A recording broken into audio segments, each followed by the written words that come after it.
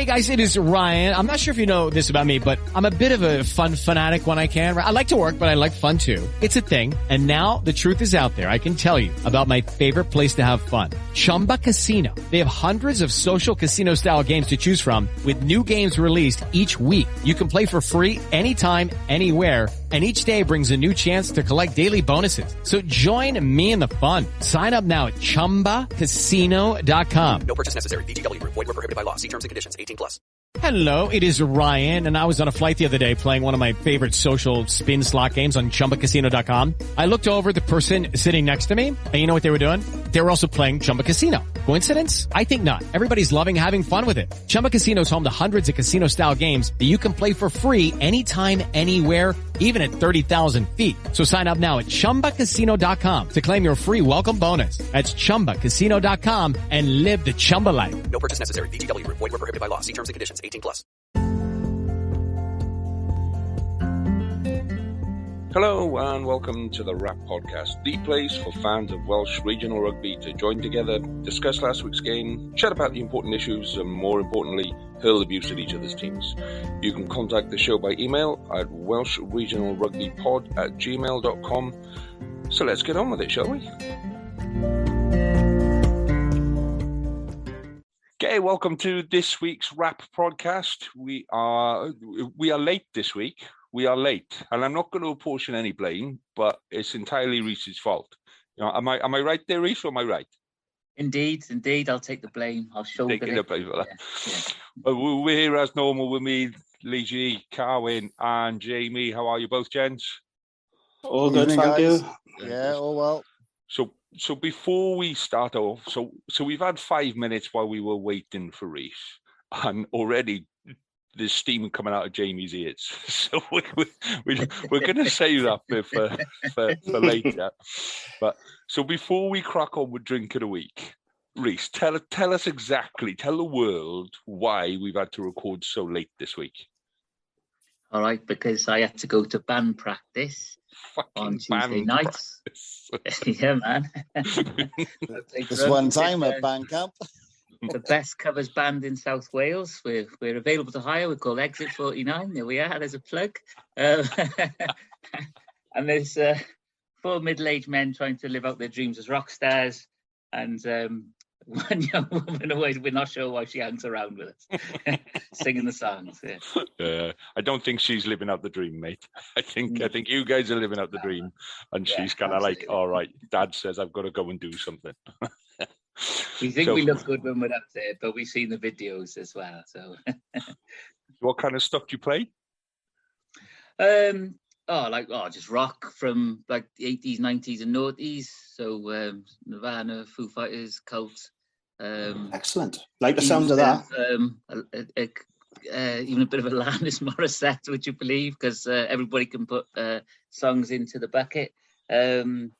Yeah, all sorts, man. Bit of Muse, stuff like that. Yeah. Sounds good. Songs into the bucket, or you can just like reverse karaoke. You just put something in there, and you guys will play it. No. Don't know that many. Jesus Christ, like it. Gonna say we're not skilled musicians. We make loud noise. But yeah. Cool. Right. So apologies, lads, yeah. But that's just going to come back with one of these days. I'm going to find a video of it, and we're just going to sit there for half hour and watch you on the drums play it. I'll send you them. No, you're all right. I'll spend my time finding. So let's start with Drink of the Week then, gents. What have we got for Drink of the Week? So I'll kick off again. So I'm working my way across Tesco's top shelf. And I've got another Glamorgan. I think Glamorgan Brewery have got like a thing with Tesco's. And this one's called Kudu Gorslas, because I remember Gorslas having a rugby team.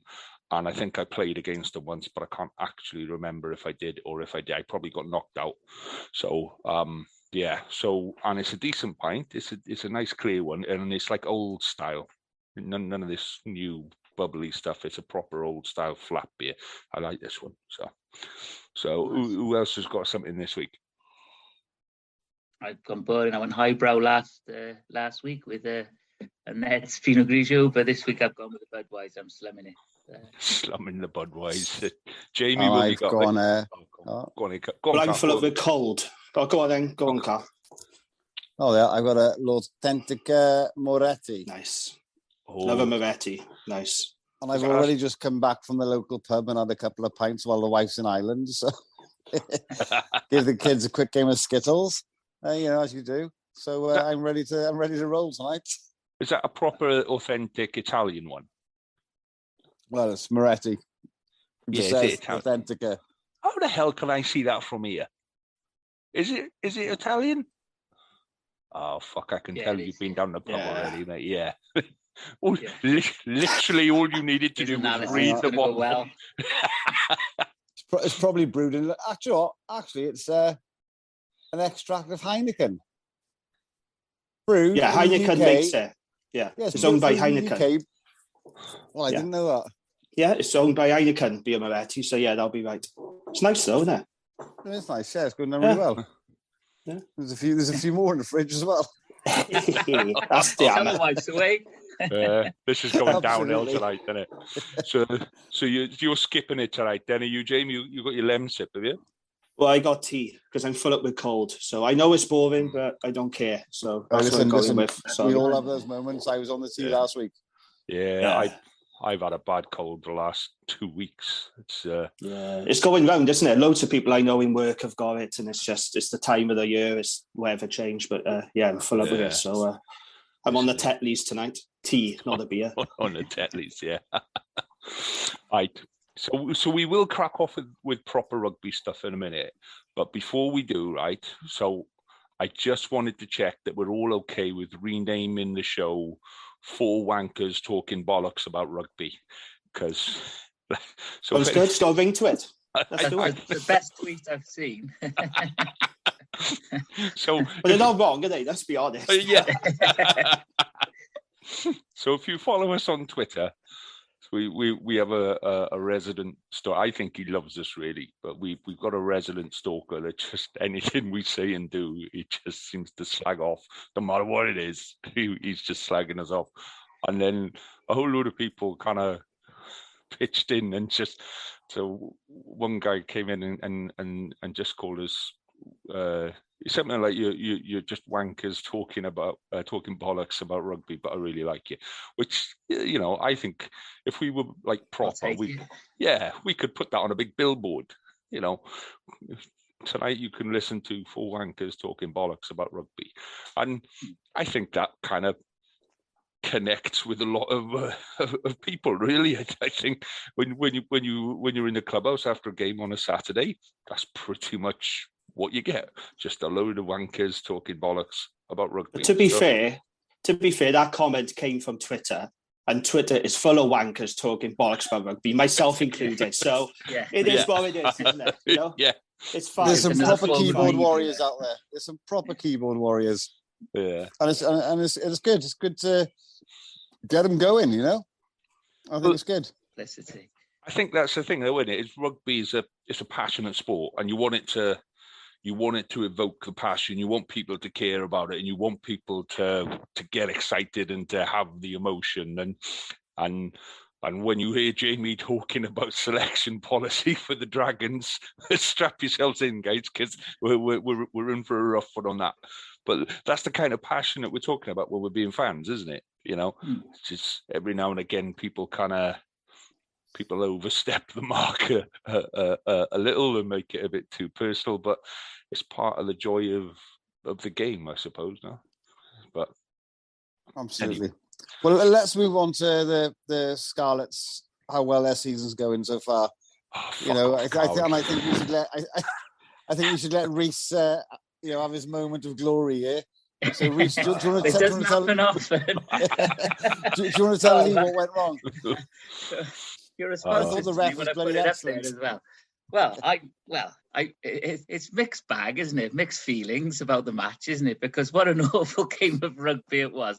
I loved the passion that you talk about passion, like the passion in defence from the Cardiff lad, like led by the captain. I thought Thomas Young popped up everywhere, just like real dog in the defence. That's you just couldn't break down, Lee. Your boys couldn't break down. They ran, and they did it eventually in the end. But I think I know I'm one-eyed, but I'm going to say Cardiff they looked like they won that game towards the end, just for the amount of time that you hammered at our line.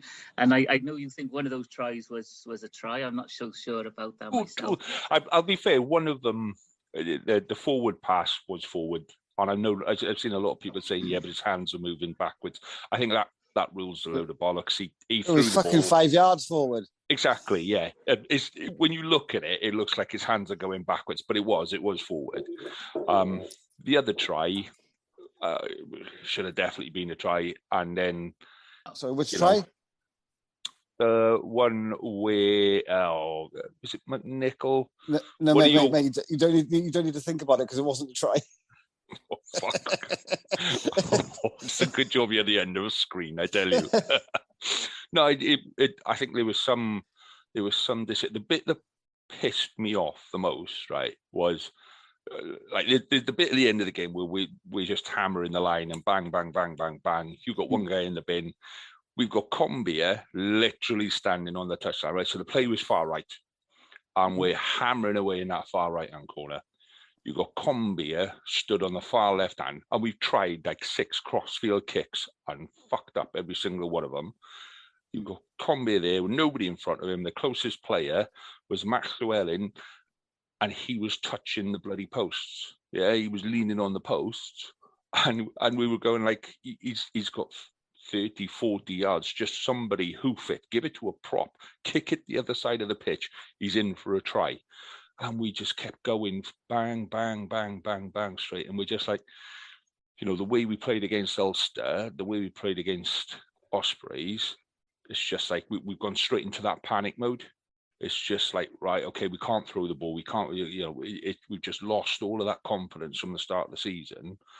And yeah, again, we should have won that game on Saturday comfortably.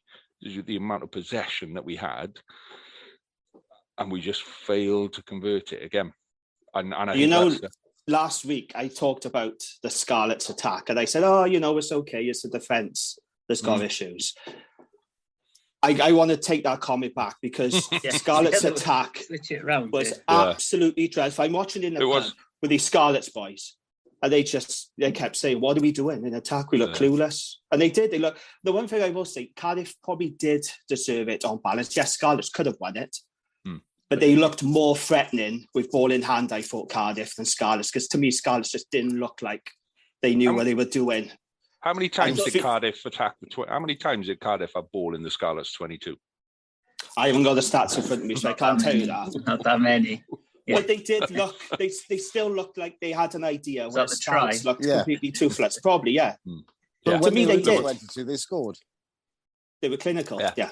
And it was, and like I say, the old adage, defence wins games. Yeah, but we need to talk about Fifita, don't we? Because that was a huge, huge moment. That was a penalty, then it was overturned, and you're thinking, what's that for? And when you saw the replay, we just all had our head in our hands. I mean, it was so brain dead. But that's the problem with players like Fifita. He's a quality player, but he lives on the edge, and sometimes they can be a liability, especially when they're giving away really dull. He had to go. It was a clear red, and that was critical because Scarlets were pounding the line, and had they scored, they win that game. They would have gone on to it. But that was a huge, huge moment. And another moment was Thomas Williams getting under halfpenny over the line as well, sort of thing. And I thought that sort of typified the sort of attack, is that they were. Typified that was them throwing everything at us, isn't it? But the Cardiff just scrambled defence. Josh Turnbull was everywhere. Thomas Young was everywhere. That was front five of proper fronting up. Sometimes it's just like you're down in the South Terrace of the Arms Park thinking they don't care, so why do I care? It's really isn't it? But everybody turned up in that pack against. Their goal line defence was very good. Cardiff's goal line defence was really, really good. Yeah, and I thought, like you said, Thomas Williams there, I thought he was fantastic. I really did. Thomas Williams. There's a big debate about the scrum halves at the moment in Wales. I think he's shown against Scarlets that he is still the number one, isn't he, in Wales, I think, Thomas Williams. So I thought he was fantastic. But yeah, on balance, Cardiff probably did deserve to win, but it was a terrible spectacle for Welsh rugby, wasn't it? It was absolutely dire. I feel sorry for Lee because Lee was there. I mean, I don't know what the crowd attendance were. It looked pretty poor. Saturday night, nice weather. We watching in the pub. We were just thinking that people saying, "Well, where's everyone?" I thought it was disappointing. What do you think, Lee? You was there. What did you make of the crowds and atmosphere? Yeah, I think it's bad. It's one of those things that once we get a couple of wins under the belt, that it will fill itself again. It is one of those things that it was a frustrating end to last season. We were up and down, and then pre-season was stop-start. What I say that we've improved this year. I mean, our line-out was a lot better on Saturday. We didn't lose a single line-out. The scrum was a lot better. We took a couple of scrums against it. So we're starting to put together some of the places where we've been poor in the past. And our defence was actually quite good, apart from one tackle, and that one tackle, cost us a game.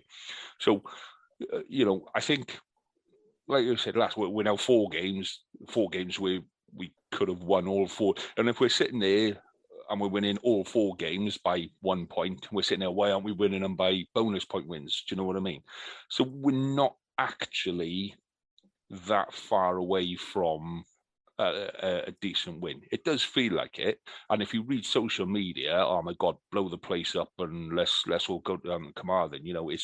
It's a total kind of overreaction.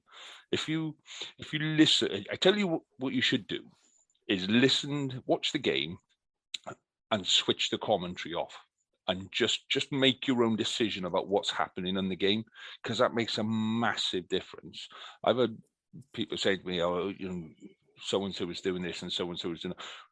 And when you're watching it on the pitch, when you're sitting there and you're watching it and you've got the whole pitch, you can see things like nobody knew Combier was waiting for that ball in that crossfield kick, because you don't see it on the telly.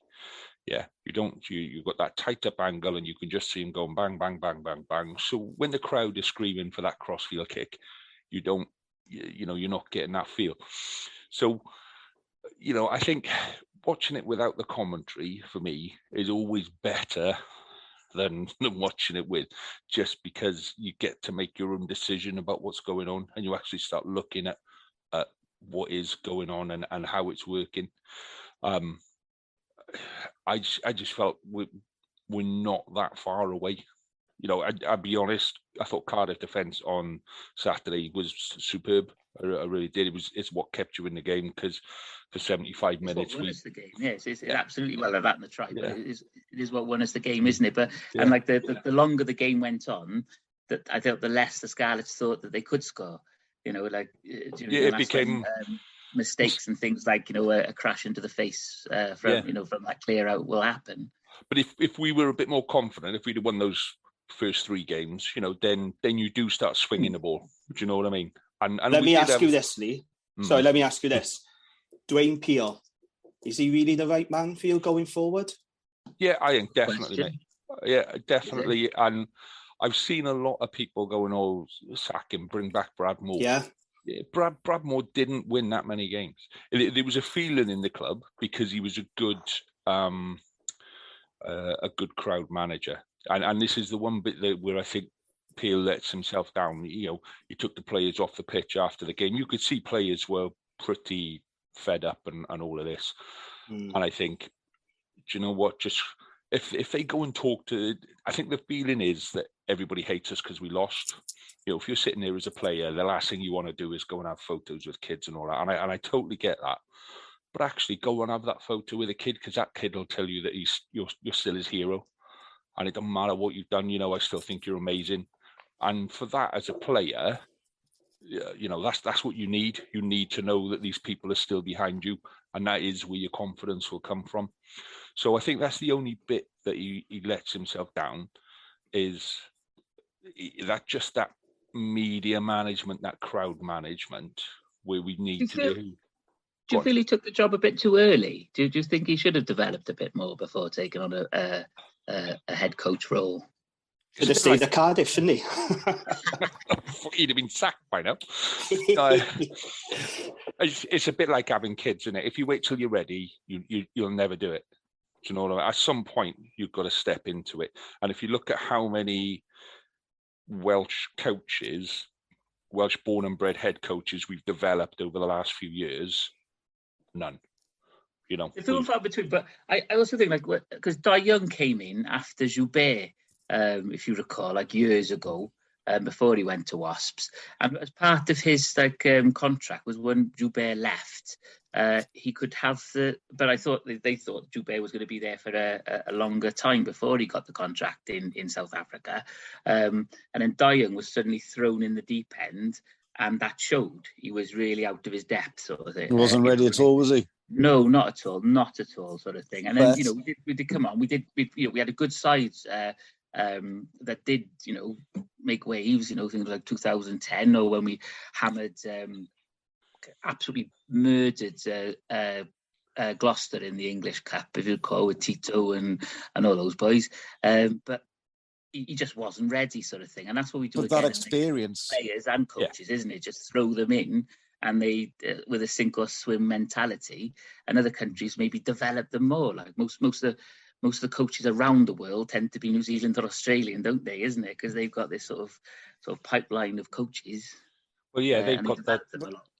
They've got almost two levels, haven't they? They've got the Super Rugby, and then they've got provincial rugby. And that's right. I think if Dwayne Peel didn't take it then, he would never have come back to the Scarlets. And what he has brought back to the Scarlets is a belief in the shirt. This season, we're not getting pasted by 50, 60 points like we were last year. Well, you're playing Zebra next week, so you never know. Well, yeah, as Cardiff can testify. But there isn't an easy game in this league anymore.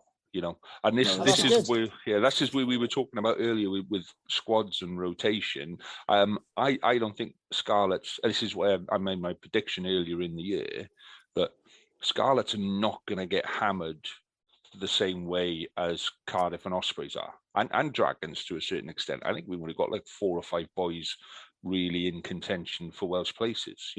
We're not going to get hammered. So we will have a period of stability, and we can just work with the same boys, and I think that's going to be to our benefit.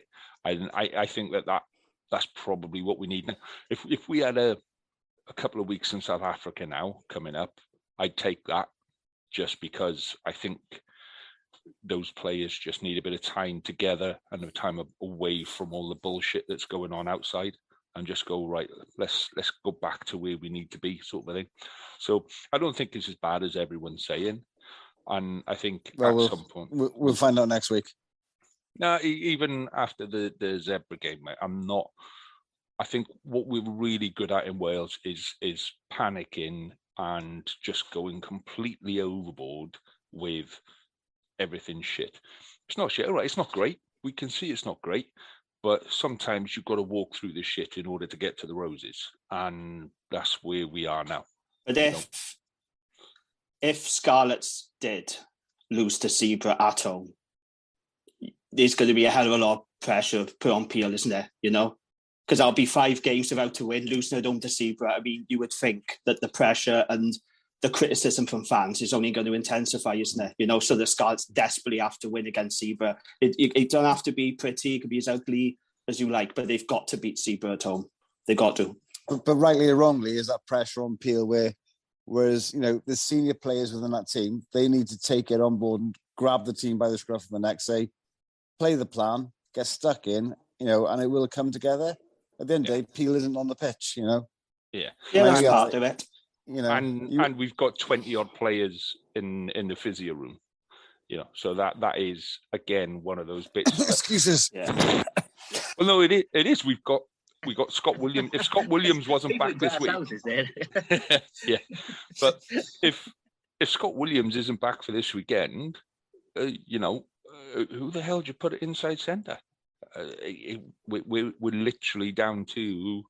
We're delving into academy boys already. We're 4 games into the season, and we're hoping that some of the academy. I'm really the bit I'm annoyed with is that we haven't made a play for any of the Worcester players at all, or Wasps. Well, so they can't afford them. That's WRU, isn't it? I bet if it was Newport, we'd be able to afford them. Well, That's another. That's another story. That's another story. But I just make a quick point about the Scarlets, all right? Lee and all the other Scarlets fans out there, you want to hope and pray that Callum only don't get injured, because by God, do you boys rely on him big time? Like, have you seen the URC stats? He has made the most amount of total carries of any other player. They constantly rely on him. I mean, if you lose him, Scarlets are screwed, aren't they? Because they got no go forward at all. Yeah. But then he's not going to play he physically cannot play every game this season. You know, particularly the way he plays, the type of player he is, we know he's not going to play every game this season. The problem we've got is the two boys that we've got waiting, you know, they're learning from him, ready to take over. They're both crocked. So we're in that position where we've literally got nobody else to put in that side. You remember when we were playing Youth Carwin, and you get to 2:00 on a Saturday afternoon and somebody'd have to go up the arcade and see if somebody wanted a... we need two players. Can one of you play football? Who fancies a game? Who fancies a game?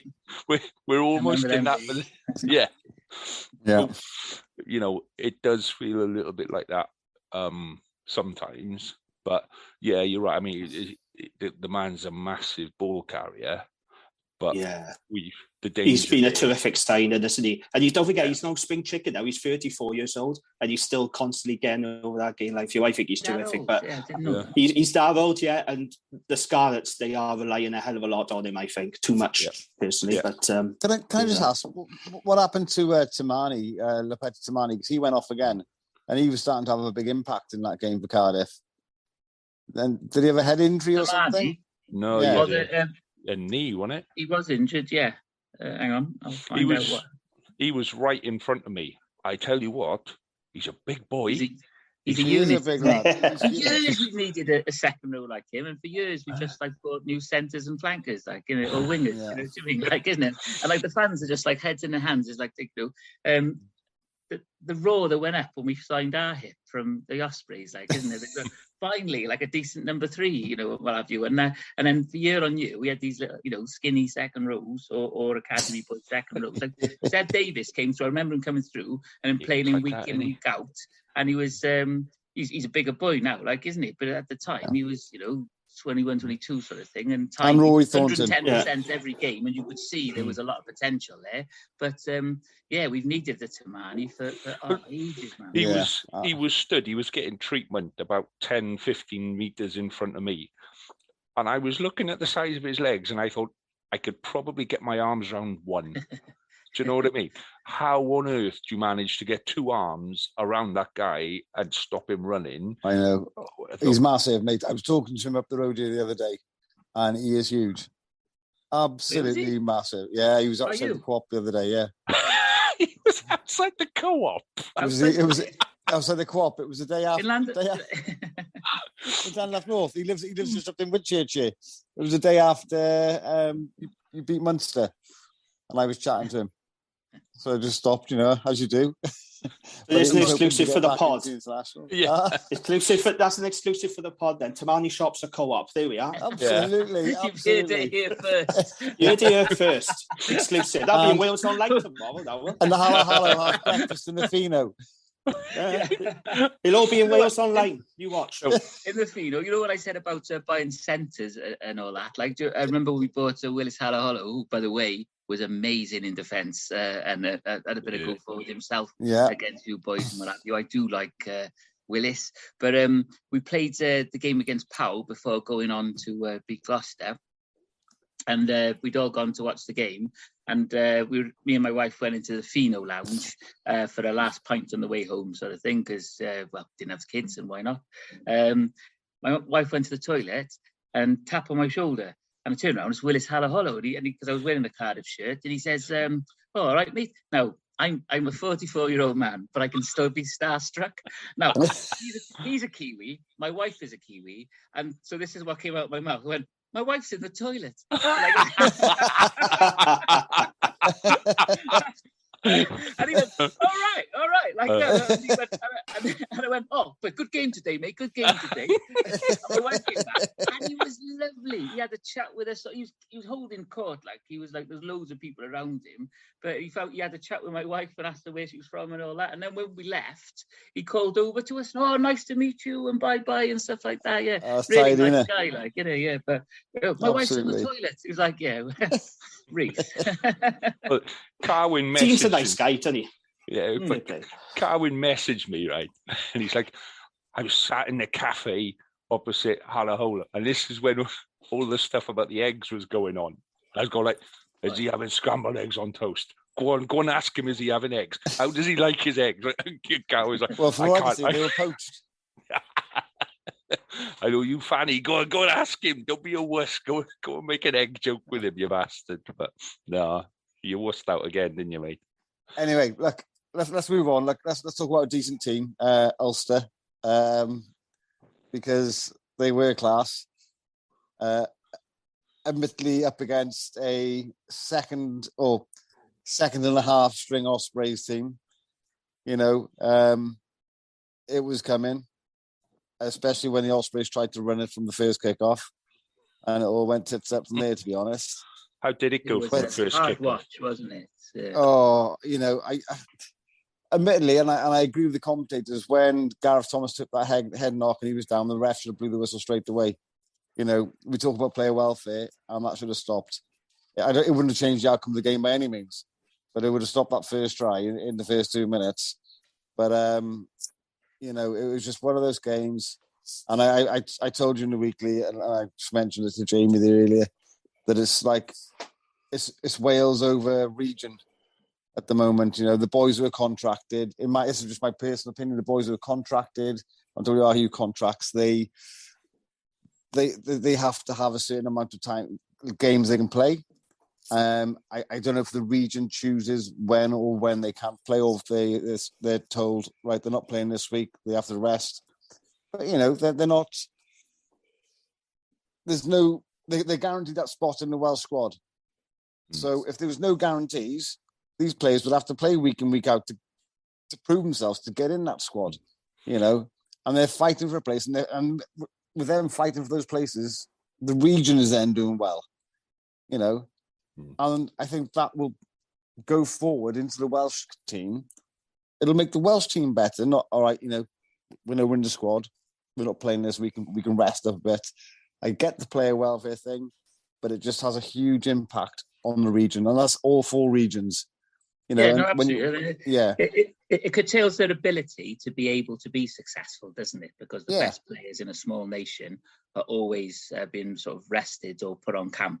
Like, you know, when we sign internationals, I think I said in one of the earlier podcasts, there's always that sense of, well, we'll have them at the start of the season and hopefully without injury at the end of the season. Like, you know, like absolutely, And don't get me wrong, when Falatau's on, you know, he's, you know, I'll have him for 4 games this year, and that's fine, like, isn't it? Good, isn't he? But no, I agree with you, Carwyn. There's a lot, you know, funneling towards Team Wales sort of thing. Yeah, and it's hard to watch because I was really looking forward to the match, you know, and I watched it at home here, and I was like, right, you know, all right, you know, we can come back into this. And then we scored our first try. Like, all right, 14-7. I said, you know what? You just never know. But then the game just exploded. It was like, oh, well. You know, and I watched it to the end. It really broke my heart. But it was just like, you know, I'm watching it just because I love my rugby. I love the Ospreys. But we just didn't have the team experience. Yes, it'll do the players a world of good down the line, experience-wise, great. But as a supporter, I don't want to see that. I want to see them winning fucking week in, week out.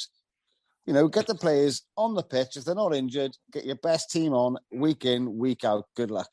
Or at least, or at least challenging, isn't it? Or at least coming out going, that was a good game. Shame we lost. You know, as opposed to, Jesus, oh my God.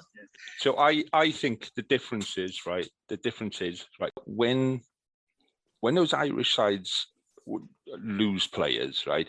The players that come through are a little bit better developed, and that comes from playing more rugby at a higher level. So, you know, we should be using the Premiership in Wales. If you're fit and you're not playing, you should be on a park somewhere every Saturday playing against somebody. Now, absolutely.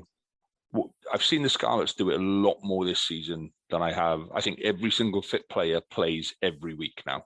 And that takes time to come through. You know, what you're doing is you're building the skills, you're building the experience, you're building the hard knocks. We never used to do it. And I think that's the difference, is Ulster can drop 5, 6, 7 players, and actually the standard won't drop that much because the squad as a whole is a bit higher skilled.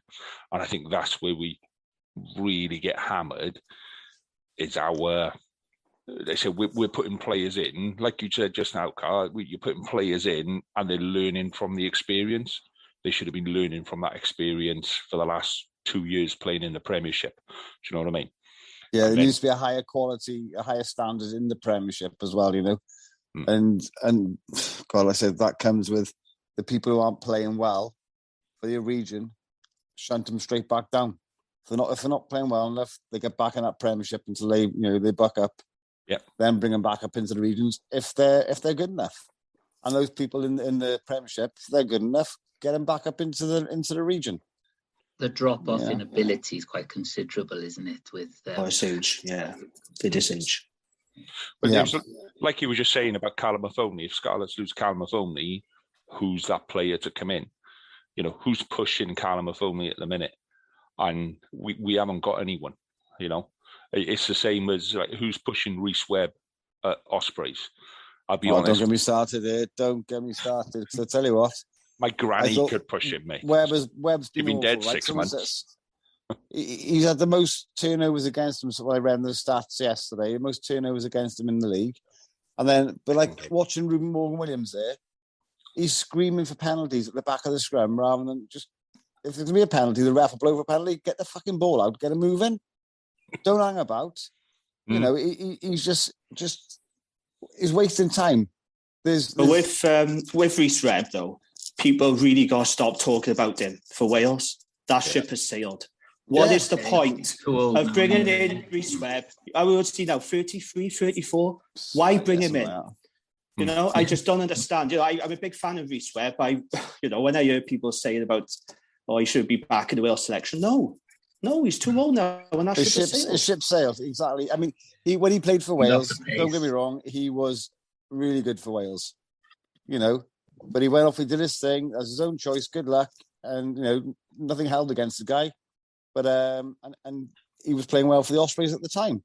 But he's slipping off a few things there. And, you know, we got a couple other good boys there coming through. But Ruben Morgan-Williams needs to buck up his ideas. Don't hang about shouting at the ref, screaming for a penalty. Get the ball out. You play the whistle. Get the ball out. Get shifting. Make the most of the opportunities, because they weren't. And they didn't, you know. And maybe more could have come out of the other night there, like, you know. But, I don't know. Look, we're playing the Stormers tomorrow night. Right? Yeah. But we got a few boys back. I'm looking forward to it. You got 4 back, haven't you? Alan Winbeards. We're only missing a few. I think we're missing Anscombe, Cuthbert, and who's the other lad? Tips. I wouldn't say you're missing Cuthbert, mate. I'd say he's not playing. I wouldn't say you're missing him at all. No, I mean, to be fair, he's been good from the squad, like, you know, and there's a couple injured. Yeah, you know? That's unfair. He's been good for the Ospreys. In fairness, he has been good. Yeah, you got a strong team. If you're looking at it now, Nicky Smith, Dowie Lake, Thomas Francis, Beer, Jones, Roots, Morgan, Morris. You got a strong team out. Michael Collins. Yeah, I'm looking forward to seeing Roots playing. Ethan Roots is a cracking player.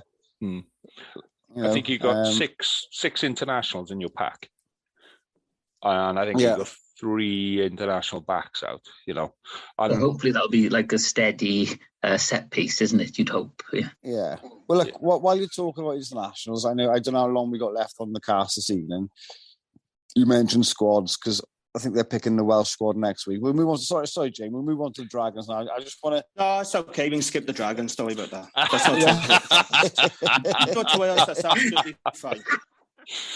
Well, I'm going to mention a couple of Dragons boys here, because I've done my whole squad, but you said you only wanted to mention the forwards, but I don't know when we're on again next week. So I'll just quickly... I'm not going to give you a rundown of why and whatever. I'm just going to say who. So my forwards are Carey, Francis, Gareth Thomas, Wyn Jones, Nicky Smith and Dylan Lewis.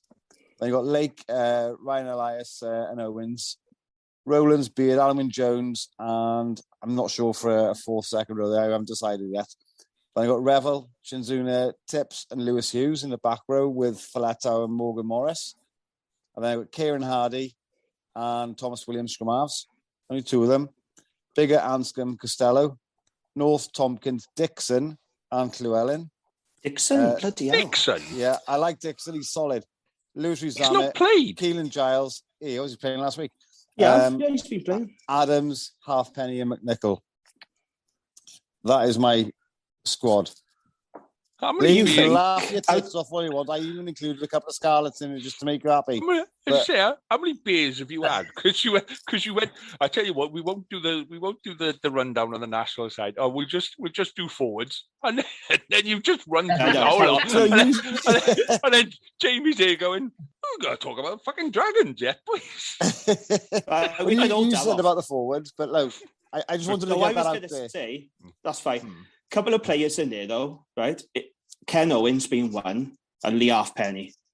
Now they haven't had a lot of game time. They've literally just come back from injury. Is it right to be putting them straight into the autumn series? Because it doesn't quite sit right with me, especially with Ken. Well, with Ken Owens, when I saw him come on the other day against the Blues, I thought he was nearly one of the best players on the pitch. Oh, he's done it again. He's called them the Blues. Oh God! Twitter will melt down, Carwyn. But he, oh dear, I thought he was one of the best players on the pitch. I don't think he should, maybe throw him in against Georgia, see how he goes, give him half hour, whatever. But I'd have him as the backup just for now, leading up to the Six Nations. Give him more game time, give him bits of the international, but get his experience there. We know what Ken Owens could do. Why bring him in? I don't understand why bring him in when you got someone like Bradley Roberts at the Dragons. So I'm not just saying accent bias, but he has been pretty good in fairness, Bradley Roberts. I'm not going to say Elliot because I think he's competing. In fairness, I hadn't actually thought of Bradley Roberts. Because he seems to be the forgotten man, haven't he? And I think it's been terrific since he joined the Dragons. Yeah, I think Ken Owens has just come back from Carmarthen duty, isn't Quins, he? Quins, yes, right. And then one Scarlet game off the bench. But we know what Ken can do. He's been there, done now. We need to see now, especially in the autumn. I want to see someone like Bradley Roberts get a shot. But also with Halfpenny as well, I think they probably will bring him back. Again, that don't sit right with me, but the options at fullback are quite limited, aren't they? Now, Are they going to have Johnny Otherwise, McNichol? I wouldn't have put Halfpenny there, but I just could not think of anyone else reliable enough to stick back there. Well, I think he will be in there. He never worked out there, did he, McNichol? No. Well, it's his defence, isn't it? I think ball in hand, he's very elusive. I do like McNichol, but there is a question mark over his defence, especially at international level. There's been talk about Josh Adams moving to full-back. In fact, there was a rumour going around that if he was fit for Cardiff this weekend against Dragons, they were going to put him at 15. He had to go with 15 see how that goes. Season as well.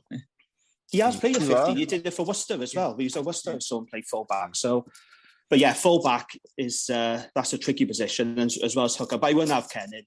I'd have Bradley Roberts instead of Ken. Maybe. Well, what I would say is with Ken on the pitch, our line out works a bucket load better. So you're right. We know what we get from Ken, and he isn't 100% match fit yet. He is getting there. So I agree. When has being 100% match fit stopped the Welsh squad or the Welsh coaches from picking players? Well, hopefully now, because it's true. Gatland did it for years, didn't he? But I mean, for Six Nations, for Six Nations, I'd understand. But I do think for the autumn, I do think there is scope there for developing and bringing through different players. And I just don't see what you get from bringing Ken in. I would rather look at other players and save him for the Six Nations personally. But that's just my view. Yeah. So, and we tend to say, because of the nature of, like we were just saying about the drop off in skills, weren't we, earlier on with some of our players and our squads, and we tend to pick a very, very good 15, don't we, when everybody's fit for Wales. But then you start to take a few holes in that, and the skill levels drop with it. We tend to start. That's Welsh rugby, isn't it? It's the Welsh rugby way. Yeah. We haven't got the depth, have we? That's the problem. Sorry, no depth. I only mentioned 3 second rows there. Who would be the 4th second row? Ben Carter. You think so? I put Chris Zuna in. Why but is he going to be used as a back row? Is he going to be used as back row, though? I've got him down as my blind side. Well, Exeter are playing him at 7. And he's doing a cracking job, but I'd bring him in at second row, because you then get that kind of mobility in the pack. If you put Zuna with, let's say you put him with Rowlands or Alan Wynne-Jones, you've got one tight guy that does the dirty work, you've got your enforcer around the rucks, and then you've got somebody that can pop up in between your centres and on your wing and actually run with the ball. And you've got this real kind of balance to each other. But I think that's what we're missing, is having, when we had Jake Ball and Alan Wynne-Jones, they're both similar kind of players. You wouldn't want to mess with either of them because they're rock solid and they're coming at you and there's no sidestep and there's no fancy hands. They're either going to run straight through you or they're gonna trip up trying. Yeah, and we really miss Jake Ball's ball carrying, don't we? For Wales, that's the one thing we have missed. We have really missed those ball carriers in the second row. But another man who could be in contention is Seb Davis. Seb Davis as well. Is he going to get? It's mad how he got dropped all of a sudden, wasn't it? It was crazy because he was being used in the back row. He was a constant selection in the squad, and then all of a sudden he was just dropped out to the blue. And you do wonder, is he going to get another shot? I thought it was harsh. I did. And he always gives 110%, no matter what happens. He always gives an absolute shift every time he plays. And I see him more. I don't see him as a back row. I see him as a second. But he had a stormer, didn't he? He had a storm against France. Is a great player. And then they dropped him. That's why I couldn't understand with Seb Davis. He had a brilliant game in the Six Nations against France. He got dropped. But then to be fair to Pivac, one thing he does do is he will say to a player, I want you to go away and work on this, this and this. And if they work on it, he does bring them back in. It's not like in the Gatland days, you were either in or you were gone. There was no halfway house. And what Pivac's done, he has gone, right, I need you to work on this, this and this, go back to your club, show me this, come back in.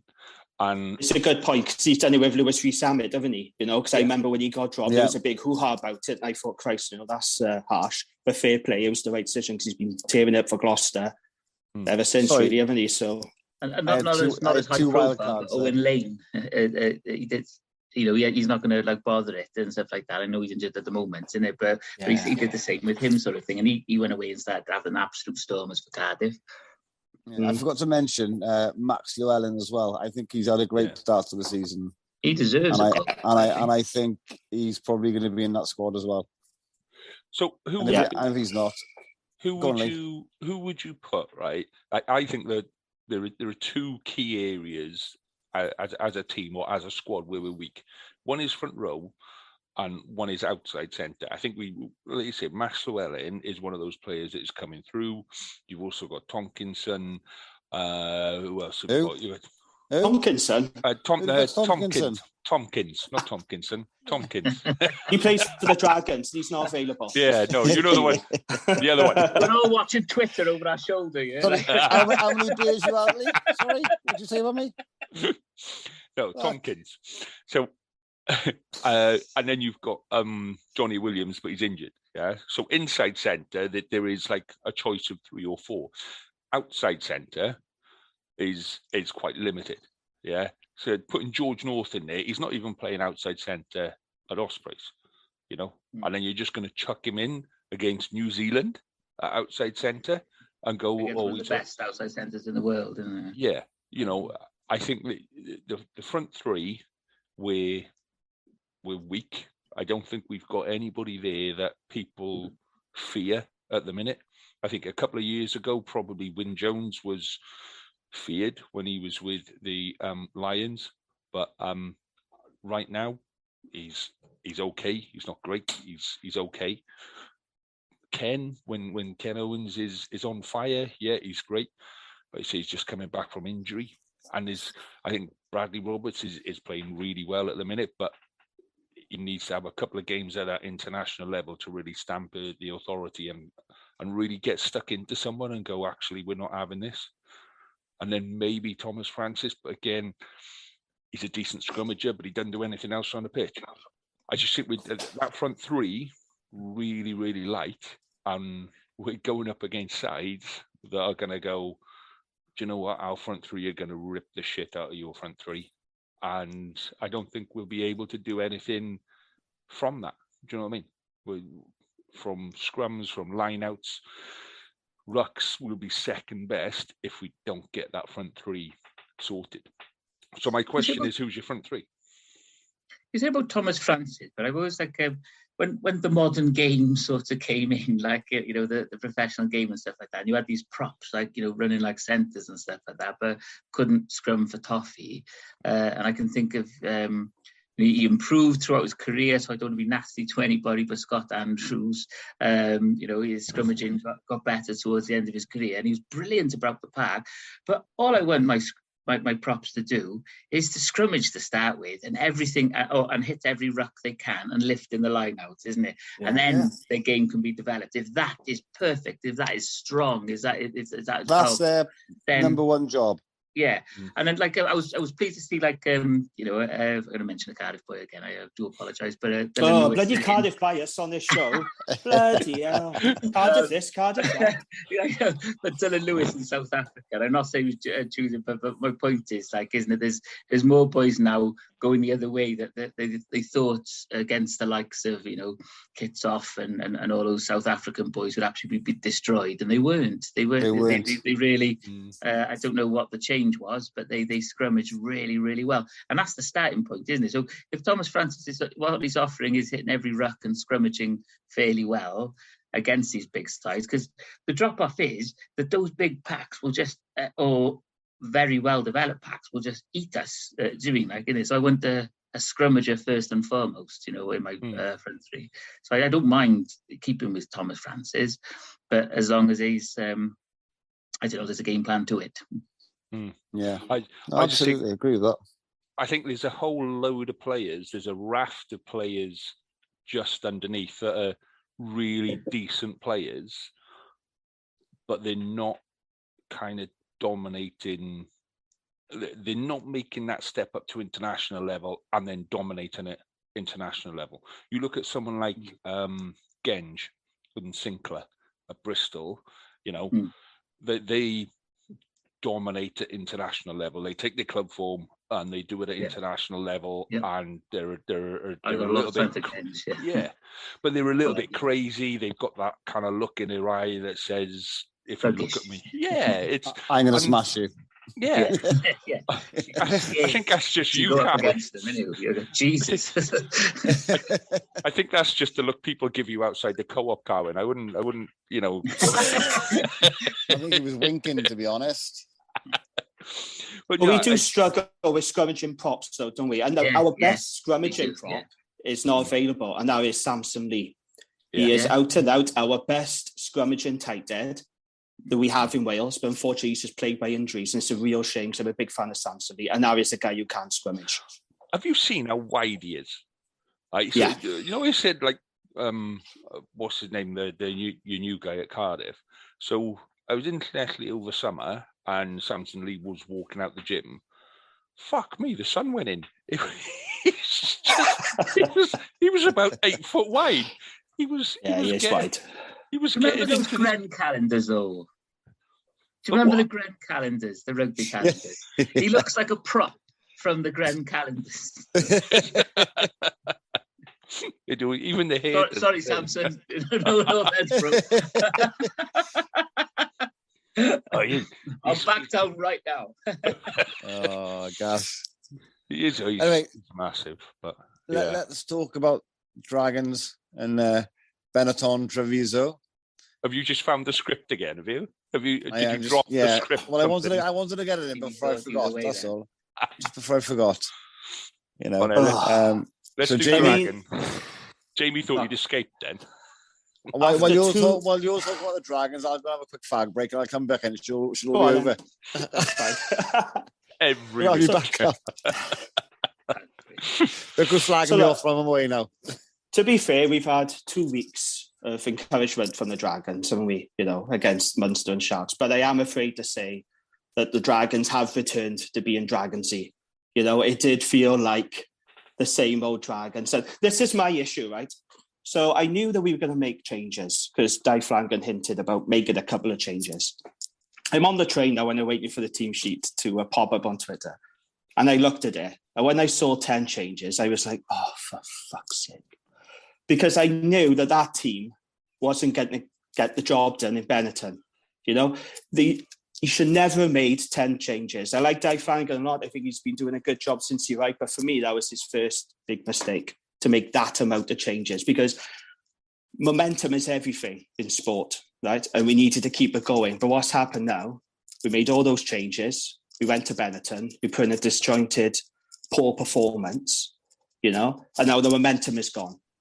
And you look ahead to this weekend, now Cardiff, they're on a high. Okay, there was a terrible game, but they've got to win. But their tails are up now. That's what I'm saying. They've got to win. Absolutely. They're going into this weekend. Yeah. They're going into this weekend, your tails are up. With us now, we're coming off a loss. So momentum is lost. It just feels like the good work that we did those past 2 weeks against Munster Sharks was just lost. And I mean, you're always going to be in trouble when you got Lewis Jones as your starting scrum half, isn't it? Do you know what I mean? Because there's a reason why he was fourth choice scrum half for Cardiff. I mean, he's just not up to at this level.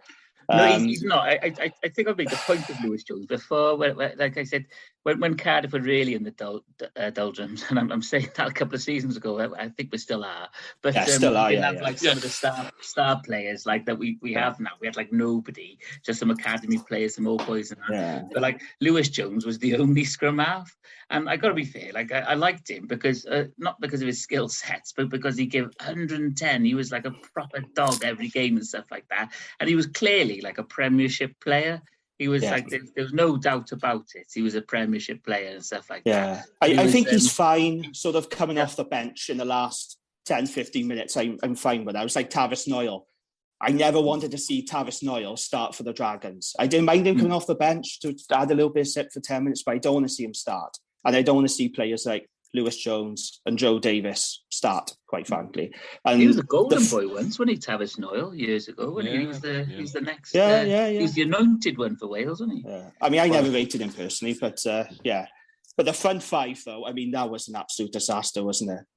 I mean, the front five just completely went to shit. And fair play to the coaches for making those early changes. I mean, they hooked off 2 props and at half-time. I love Rob Evans. I really do. I'm still trying to get him out for a pint at the Bovingdon in Newport. But it was his first start for the Dragons, and it was not a good start. Nah. He did not have a good game. It's that bit of like he was almost trying too hard, wasn't he? He was trying to make passes where passes went on. He was going in for tackles where he didn't need to and leaving space. And I think we've got a lot of time for Rob. Obviously, he's a Pembrokeshire boy and stuff. So, and he's got his heart in the right place, but sometimes his head's on a different planet, and it is hard to kind of. He is one of those players that just kind of goes with it. Do you know what I mean? There's not a lot of controlled, calm thinking. He's very much everything at 100 mile an hour. So if it's going well, it's going really, really well. And if it's not, like you say, you're off at half time. And I still think, he's going to be a very good signing for the Dragons, but that was his first competitive start. And I did feel a bit sorry for him because it just, it was pretty poor in fairness. But when you go to Benetton, you've got to be on the money because they are we talked about it last week, a very, very good team. And you simply cannot give a team like Benetton a 17-0 head start. You're going into half-time 17 points down. You can't do that. And you're always playing catch-up and having a mountain to climb. What I will say, though, I did think the replacements who came on made a difference. Bradley Roberts was really good. Tane Basham came on, Rodri, Moriarty. But you never really felt the Dragons were ever going to sort of come back into it. But I think what annoyed me the most was there was a lot of... We did have some opportunities in their 22, but it was either we got turned over or, it was a knock-on. But there was one pivotal moment where Jared Rosser made a superb line break. And if he had just given it, he had Max Clark on his left. That's all he had to do was just give it to him. It was a clear overlap. He didn't do it. If he scores that, we're within a score of Benetton. Now, I'm not saying we would have gone on to win or anything like that, but it could have been an opportunity of a bonus point. The momentum could have swung. We don't know. there was just key moments like that. But there's no doubt in my mind that making 10 changes was far too much. I think it really, disrupted any momentum that we've had. But isn't it good to see Benetton doing well as well, just for the basis on the league? Really well. Because I think the league is showing actually the URC is actually going to be a very good competitive league. Yeah. I think it's really good.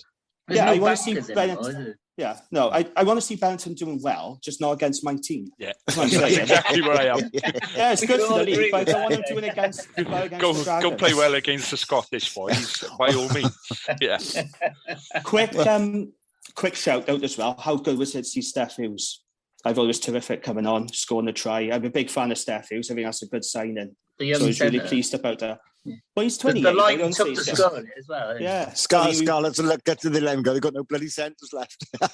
Well, you got Cashman, haven't you? We're talking about centres and the Scarlets, and they've let him go. But I thought, fair play to him taking that try. But yeah, very disappointing.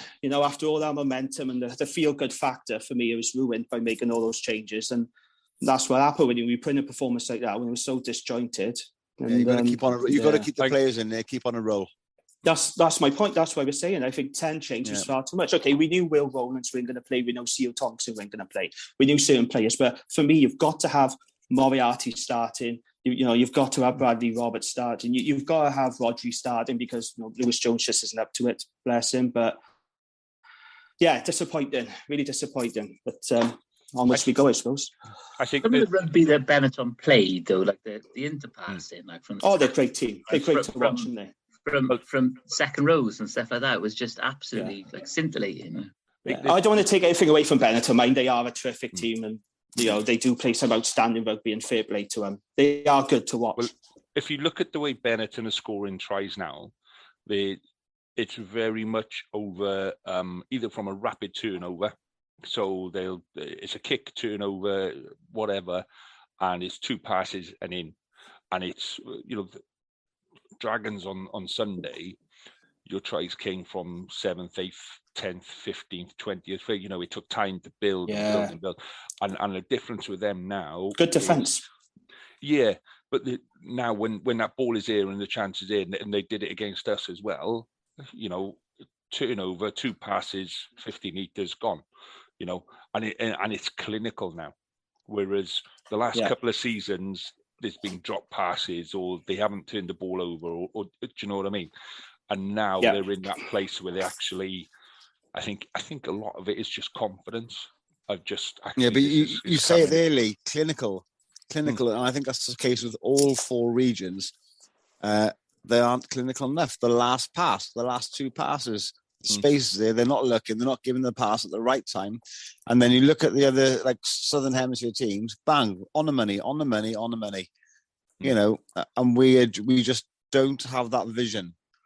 Well, you're looking at the Italian teams. The Italian teams are doing it. Like the Scottish teams are doing it. It doesn't have to be Southern Hemisphere anymore, but it's just like the Welsh aren't doing it anymore. So I think it's and it used to be our game plan. We play and we run, Well, we go backwards. Flooding several gaps all at once. So where the runner had an option. Yeah, but that was the 2005 Grand Slam, isn't it? But exactly, Pivac's thing is very much about controlled chaos, and that's all about reading what's in front of you and understanding where the gaps are, who the players are. I'm a outside centre and I got a prop in front of me, so I'm going to take them on the outside. Yeah, it's that control chaos of not being frightened of when the game breaks up, or actually working to break the game up, so that you're running into space and the opposition don't know what's going on, but you're comfortable with that chaos. And I think we've spent 12 years under Gatland going, there's phase 1 and there's phase 2. And there's phase 25, and there's phase 28, and there's phase 29. We've almost beaten it out of we've beaten out of a generation of skilled players, and we've gone, ignore your skill and go to a winning game. And I think the game itself has developed and gone back to that way that we used to play, that Welsh way of playing, that seeing what's in front of you, that running and the crazy passes. and the game has evolved more into that.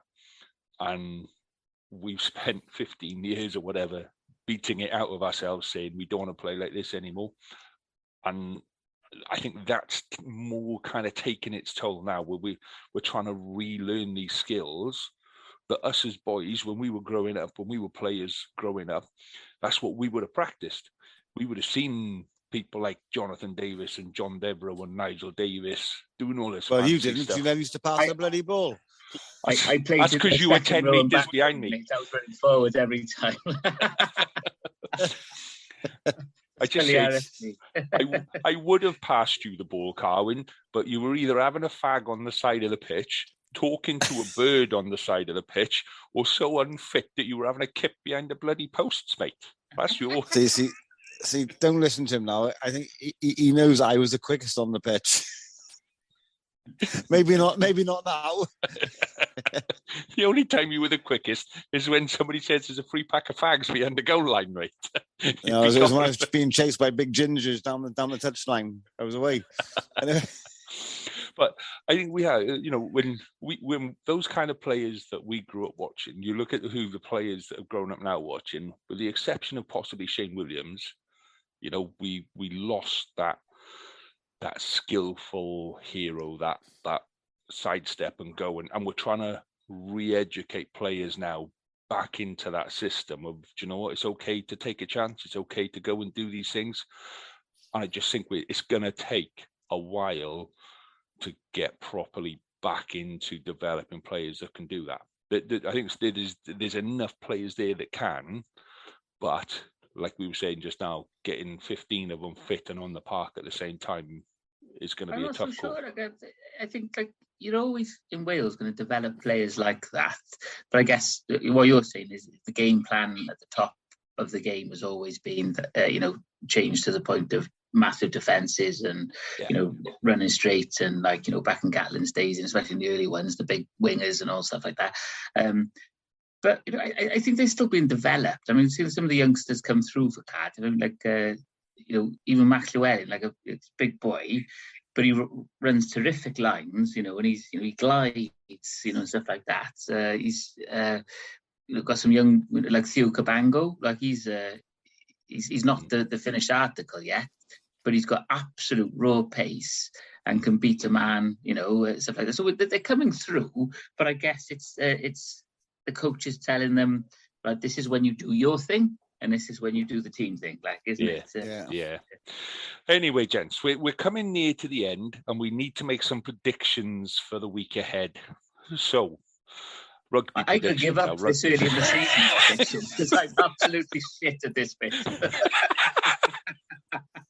No, we've lost Reece. We've lost Reece. He's gone. Yeah, no. I'll have another go. Fuck it. Well, as Ospreys are starting tomorrow, and I'm going to be honest, I think we're going to lose.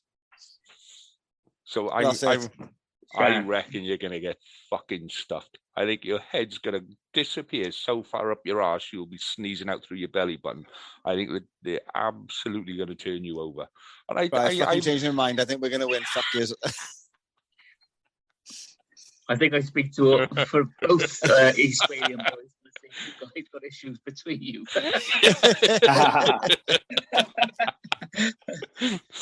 No, I think it'll be I actually think it'll be quite a tight game. What's the weather forecast like for tomorrow? Because I think last year. No, I think it's going to be all right. I think it's okay. Yeah, I think it's okay. Yeah. I'm going to go for the Ospreys win.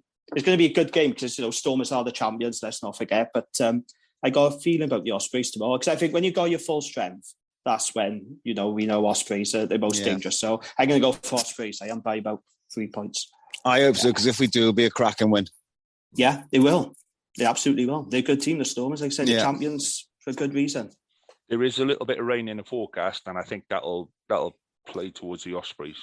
That'll help you to. Jesus, what's going on here, boys? Jesus no, you're still going to lose quite comfortably, but it won't be as bad as what it could be if it was a nice, sunny, shiny day. So okay. I'm going for at least 10, 15 points for the Stormers. So. Okay, thanks for your input from the team that are doing so well this season. When was the last time Stormers lost? They're on about 13 on the 13 or 14 on the 14. bounce, aren't they? Yeah, 14 on the bounce. Yeah. So moving on to the derby. I'm just going to say I will jump in. I will jump on the bandwagon that the Stormers have created, and I'll go for that. Okay. All right, there we go. We're all agreeing that the Ospreys are going to get tanked. No. I said, fuckers, we're going to win. I said. Yeah. Moving on to the derby. But you can't drive either at the moment, can you?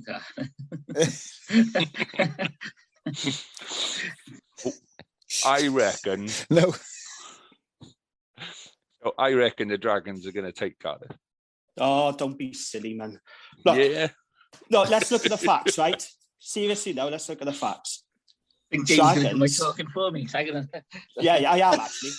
Dragons have not beaten Cardiff in the league since 2014. It's a very long time, and Cardiff got big. Yeah, it's true. Didn't you know that? You should know that, being a Cardiff fan, all those victories. I probably should, yeah. So the last time Dragons beat Cardiff was 2015, right? But that was in Europe. That was in the Challenge Cup quarter-final Ronnie Parade. But the last time in the league was at the Arms Park. It was Boxing Day, 2014. For some unexplained reason, I can't fathom it. Dragons keep shit in the bed against Cardiff. And it's really starting to annoy me because we've got a terrible, terrible record against them. And look, if this was against Leinster or against Ulster, you go fair enough because those teams are just streets ahead. But we're fucking losing all the time to Cardiff.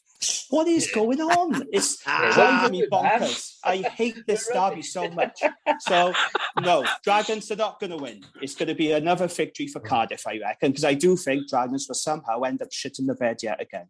So I'm going to go for Cardiff by 4. What would you say if Cy Flanagan brings all the players back that did so well at the start of the season? What would you say then? You still think that? Yeah, because I think it's well, that's why all those changes were made in Benetton, because it was at the derbies, which, right or wrongly, that's why it was made. But the problem is, Cardiff got hoodoo now over the Dragons, and that must play in the players' minds. They're on a 13-game losing streak, right? So I can't see why Dragons are going to break it. If they're going to break it, I think it'll be at Ronnie Parade. Apart from last week, though, no. But we always shit the bed against your lot. That's what I'm saying. We should have beaten you last year. We didn't. We should have beaten you at the Arms Park in the season. We had a 14-point lead. We stuffed that up. We keep shitting the bed against Cardiff. They're all different players this season. You can't go back 14 years and say, all right, it's the hoodoo. No, I know it's a new group. It's a new group of players. I give you that, but it's still there, isn't it? Cardiff have got a massive psychological advantage, haven't they? Because they know they can keep beating Dragons. And I don't want to be fairness, Cardiff won last week, so they're on a bit of a roll as well. As I mentioned earlier, we're coming off a loss. Cardiff have got their tails up now, so they're fancying this, aren't they? So, yeah, I hope I'm wrong. I really hope I'm wrong. I hope I'm wrong, but I can't see Dragons breaking the hoodoo. I think it'll be at Boxing Day. What do you reckon, Reece? I'm going to take Cardiff by 5. I think we just found Jamie's sensitive spot, boys. I think that's what we just found. I don't like this derby at all. I hate it. Just quickly then, Scarlet Zebra, I'm going for a Scarlet win. Oh, well, hang on. I'm going to go for a Cardiff win because I live in Cardiff, but I do think they'll win. But I'm going to go for a Zebra win by 4. I'm going to go for Zebra. You bastards. He's gone. He's gone. He's had enough. Jamie's that annoyed. He's gone. Fuck you. He's gone. And at that point, our time ran out. So, big thank you to the guys for this week and to you guys for listening. Jamie messaged me after just to say that he's predicting a Scarlets win as well. So that's all your predictions for the week. So there was loads of stuff that we didn't manage to cover this week, guys. So including the meltdown of the Gallagher Premiership and how that compares to the URC, and the fact that we're not going to talk about Gallagher Premiership. We're going to focus entirely on the regions. Loads of stuff going on with the WRU that we'll probably get to another time. And we didn't actually get to select our autumn international squads. So what we will do is we have set up a new Facebook page. So we'll do some stuff on there and on our Twitter just to kind of let you know our thoughts and feelings on the coming autumn international squad. And by all means, do message us in, let us know what you think, and we'll have a chat about that and everything else next week. And in the meantime, guys, enjoy your rugby, have a great weekend, and thanks for listening.